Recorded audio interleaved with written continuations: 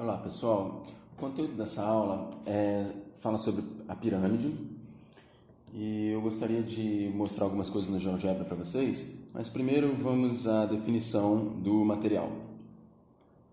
Aqui você considera um polígono convexo, A1, A2 até a N, contido num plano, e um ponto A fora desse plano. Então, para todo ponto X pertencente ao polígono ou seu interior, você traça o segmento AX, que liga aquele ponto fora do plano a esse ponto X do interior ou do polígono. A figura formada pela união dos segmentos AX é chamada de pirâmide. Então, vamos ver isso de maneira dinâmica, mas para vocês acostumarem a utilizar. Aqui eu vou abrindo o GeoGebra 3D, ele dá logo de início um plano. Se eu colocar aqui z igual a 3, eu vou usando um pouquinho de geometria analítica, mas você não precisa lembrar disso, tudo bem se você não reconhece esse plano. E aqui eu posso considerar que ele tem uma ferramenta que chama pirâmide, que você constrói aqui no cantinho, ele mostra como construir isso. Você inicialmente considera um polígono em um dos planos. Eu decidi fazer desse jeito, botar esse plano, mas você não precisava desse segundo plano, né? Aqui eu posso considerar pontos em um dos planos e depois que eu fechei o polígono, ele já está me dando uma pirâmide, porque eu estou na função pirâmide. Então eu venho aqui em cima e escolho o vértice, no caso o vértice G. No material ele dá todos esses nomes. Então, movimentando aqui, observa que o GeoGebra, ele reconhece uma pirâmide, ele entende uma pirâmide diferente do nosso material. Nosso material constrói uma pirâmide como um sólido, quer dizer, ela é cheia. Aqui, a pirâmide é a união desses polígonos planos, certo? Então, no final das contas, ela tem um interior vazio, digamos. Bem, você vai ler o material e eu gostaria de observar algumas coisas em especial. Uma delas trata da altura da pirâmide. É muito comum que o estudante confunda a altura da pirâmide, assim como confunde a altura de um triângulo. A primeira altura de um triângulo você pode pegar a partir de qualquer vértice. A altura da pirâmide não. Se a pirâmide tem base um polígono diferente de um triângulo, então você só pode tomar a altura da pirâmide a partir do vértice, no caso aqui o ponto E. Então deixa eu mostrar para vocês aqui a altura dessa pirâmide que eu selecionei, é aquele segmento vermelho que acabou de aparecer, e H é o pé da altura. Então a gente pode movimentar assim, você está vendo o H está lá no interior do polígono. Do mesmo jeito que num triângulo, o pé da altura não necessariamente está na base, certo? Isso aqui continua sendo a altura, e observa que são pirâmides diferentes, né? Conforme eu escolho um vértice diferente, eu coloco o vértice numa posição diferente, eu tenho uma nova pirâmide. O vértice, por exemplo, poderia estar... eu poderia ter uma situação em que o pé da altura coincide com um dos vértices da base, é uma situação especial. Ele poderia estar sobre um dos lados, ele pode estar no exterior ou pode estar no interior do polígono da base. Todas as situações que a gente sempre desenha de uma maneira, uma figura que a gente costuma chamar de prototípica, né? Uma figura utilizada para o ensino, mas tem que tomar cuidado que isso pode gerar vícios de pensamento. A gente quer justamente ensinar um pouco de abstração. E aí, quando o material fala sobre a pirâmide regular, bem, vou definir uma pirâmide regular e mostrar uma figura para vocês. Essa aqui é uma pirâmide, é um exemplo de pirâmide regular. Uma pirâmide regular quando a base é um polígono regular e quando o pé da altura é justamente o centro, é justamente o centro desse polígono da base. Então, aqui como a figura da base é um quadrado, a gente consegue achar o centro dele facilmente utilizando as diagonais, né? Só intersectando as diagonais a gente pode obter esse ponto que a gente constrói bem aqui no meio. Ponto F é o pé da altura, quer dizer, o pé da perpendicular baixada sobre o plano da base a partir do vértice. Então, esse segmento aqui é a altura dela. Abrir um parêntese aqui, é que nem todo polígono plano tem um centro. Você deve lembrar isso da geometria plana, mas caso não lembre, eu botei aqui um polígono que é regular, então ele tem um centro, faz sentido falar de centro, mas quando eu falo centro, eu quero dizer que eu digo simplesmente centro, né, porque ele é o baricentro, circuncentro e incentro. E no caso de um triângulo, ele também tem o ortocentro, aqui não faz sentido falar de ortocentro. E como você determina esse cara, né? Bem, uma das maneiras é você considerar as mediatrizes dos lados. Olha, se eu considero a mediatriz de um lado e a mediatriz de outro lado, você deve lembrar que a mediatriz é o conjunto dos pontos que estão à mesma distância dos extremos do segmento. A mediatriz do segmento AB é o conjunto dos pontos, no caso essa reta aqui, que está à mesma distância de A e de B. Então, se eu pego a mediatriz de AB e a mediatriz de AG, no caso da figura, eu posso ver a interseção delas, esse ponto aqui, e esse ponto é o circuncentro do triângulo ABG. Então, nessa figura eu poderia considerar uma circunferência que tem centro em H e que passa em A, e nesse caso ela passou em todos os demais vértices desse heptágono. Então, isso significa que esse heptágono que eu desenhei aqui é inscritível numa circunferência. Então, ele tem, o IH, no caso, é um circuncentro. Mas como esse heptágono é regular, ele também é circunscritível numa circunferência. E o centro da circunferência inscrita nesse polígono é o encontro das bissetrizes, que, por acaso, também passam naquele mesmo ponto H, o circuncentro. Então, o encontro de duas bissetrizes, eu poderia vir aqui e traçar simplesmente a circunferência que passa em H e é tangente a um dos lados. Quer dizer, deixa eu ver se eu consigo colocar no ponto aqui, pé da altura, tá lá, é tangente em todos os lados. Bem, então essa figura faz sentido falar de centro, é isso que eu estou querendo dizer, mas muitas vezes ela pode ter um circuncentro, mas não tem centro, ela pode ter um centro e não ter circuncentro. Bem, baricentro ela sempre vai ter, que é um conceito físico, que é o centro de massa da figura. Então, numa pirâmide regular, a base é um polígono regular e por isso faz sentido falar de centro desse polígono. E então a gente diz que ela é regular quando não só a base é um polígono regular, mas quando o pé da altura relativa ao vértice é o centro desse polígono regular. Que é justamente esse ponto F que a gente estava trabalhando aqui. No caso dessa pirâmide quadrangular regular.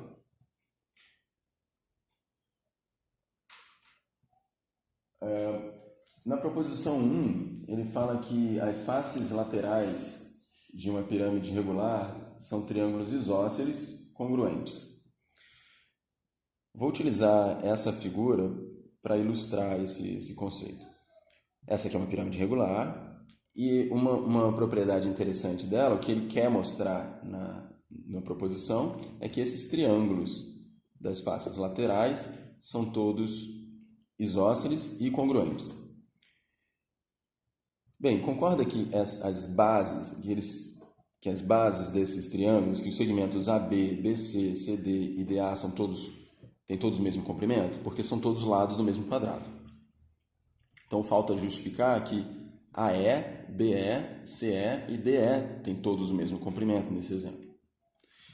A gente está fazendo aqui no exemplo de uma pirâmide quadrangular, mas o mesmo argumento vai servir em qualquer outra pirâmide. Isso é o que a gente chama de argumento suficientemente genérico. Numa aula de matemática, é bastante recomendável, dependendo da maturidade dos seus alunos, se utilizar esse recurso. O que é muito diferente, tenha atenção, de você justificar em exemplos e tentar daí concluir um resultado genérico que não pode ser obtido da mesma maneira. Por exemplo, você justificar que um número é múltiplo de 3, ou é divisível por 3, quando a soma dos algarismos é divisível por 3. Você justificar isso utilizando exemplos, você faz para 12, depois você faz para 21, e depois você faz, sei lá, para 69, e aí você está vendo como está valendo? Isso leva o estudante a um tipo de pensamento errado, que é uma generalização a partir de exemplos. Aqui o que eu estou fazendo é uma prova suficientemente genérica, quer dizer, se a base, ao invés de quadrangular, fosse um hexágono ou qualquer outro polígono regular, o argumento seria o mesmo, certo? A justificativa seria feita da mesma maneira. Então, passamos à prova. O que eu quero justificar é que as arestas laterais da pirâmide têm todas o mesmo comprimento. A gente simplesmente precisa observar que os triângulos retângulos AFE, BFE, CFE e DFE são todos congruentes pelo caso de congruência lado, ângulo, lado. Observa que, como F é o circuncentro, a distância de F a qualquer dos vértices da base é a mesma. Então, AF é igual a BF, que é igual a CF, que é igual a DF. EF é comum a todos os triângulos, então tem o mesmo comprimento. E esse ângulo aqui, AFE, BFE, CFE e DFE, são todos iguais, porque são todos iguais a 90 graus, porque EF é perpendicular ao plano da base. Então, esses triângulos que eu tinha falado são todos congruentes, pelo caso lado, ângulo, lado, e, portanto, tem hipotenusas congruentes. Então, os triângulos são todos isósceles, esses triângulos ABE, BCE, CDE e DAE são todos congruentes, pelo caso lado, lado, lado de congruência, porque esses 4 segmentos, as arestas laterais são todos iguais, e as bases também são, os lados da base também são iguais, porque é um polígono regular. Então, essa é essencialmente a prova da proposição 1. Eu acho que você deveria saber fazer, saber reproduzir, mesmo se ela não tivesse feita no material.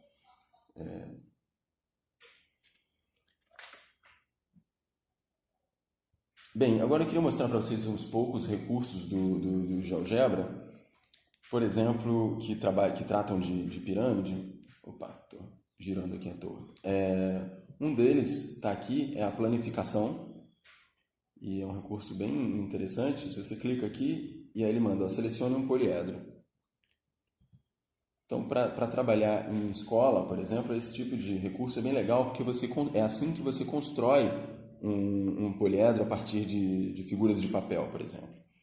Aí você pode vir aqui e falar assim, tá, mas agora o poliedro virou um problema, né? Ele acaba às vezes te atrapalhando a exibir a planificação. Você pode passar aqui para a parte da calculadora do GeoGebra e, primeiro, você tem esse recurso de você ir montando ele, olha que legal, que ajuda muito na visualização espacial, que é uma das, como a gente falou, é uma das competências que você gostaria de desenvolver nos estudantes de vocês e que essa disciplina tem o objetivo de desenvolver em vocês.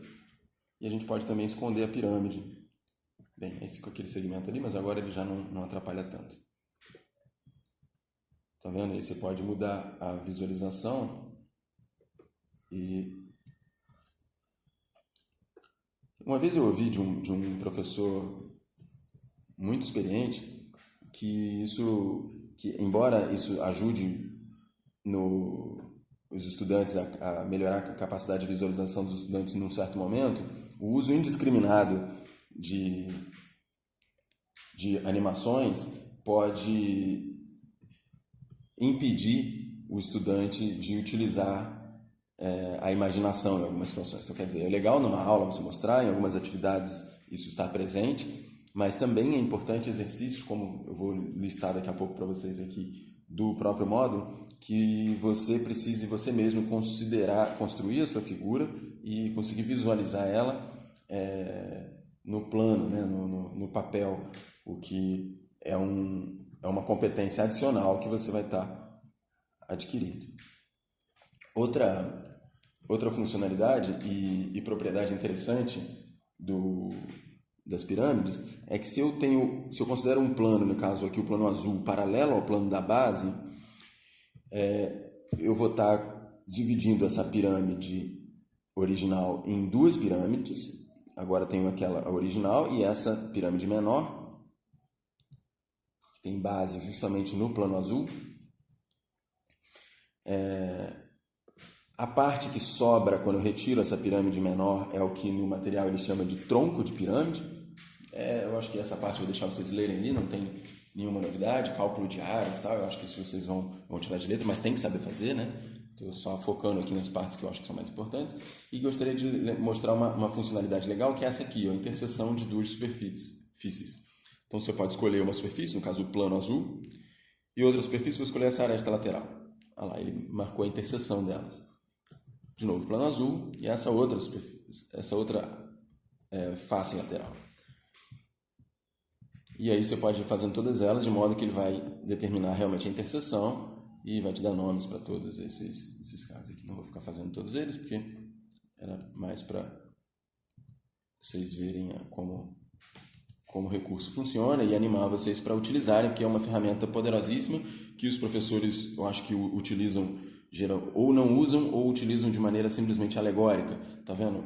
Ela pode ser uma ferramenta realmente efetiva para ajudar na visualização dos estudantes em sala de aula. Então, eu acho que se você consegue utilizar a ferramenta de maneira efetiva, você está adquirindo você é um profissional que tem um talento extra, né? Você consegue utilizar uma ferramenta interessante.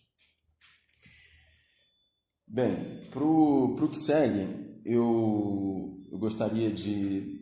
Claro, vem aqui e fuça, tem um monte de coisa interessante que vocês podem ir lá e ficar futucando e descobrindo. Então, recomendo bastante o uso.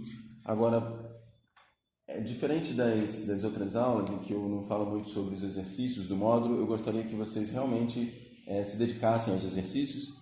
Eu vou listar aqui, depois também vou escrever na página da disciplina, mas gostaria de atenção especial para os exercícios 1, 2, 3, 4, 6, 10, 11, 12, 13, 14, 15, 16 e 18. Bem, eu podia ter listado os que não é para fazer, que seria mais fácil, porque eles têm a maioria, mas eu estou considerando esses exercícios aqui porque eles estão bem no espírito da disciplina, com o objetivo de você melhorar sua capacidade de visualização espacial, argumentação e raciocínio lógico, que são acho que os principais objetivos dessa disciplina.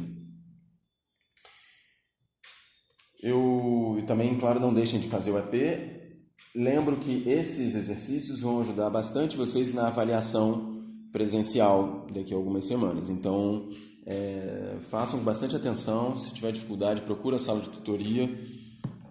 Não guarde a sua dúvida para você. Discuta com seus colegas, formem grupos de estudos. Vocês sabem, espero que vocês estejam seguindo as recomendações. E uma boa semana para todos.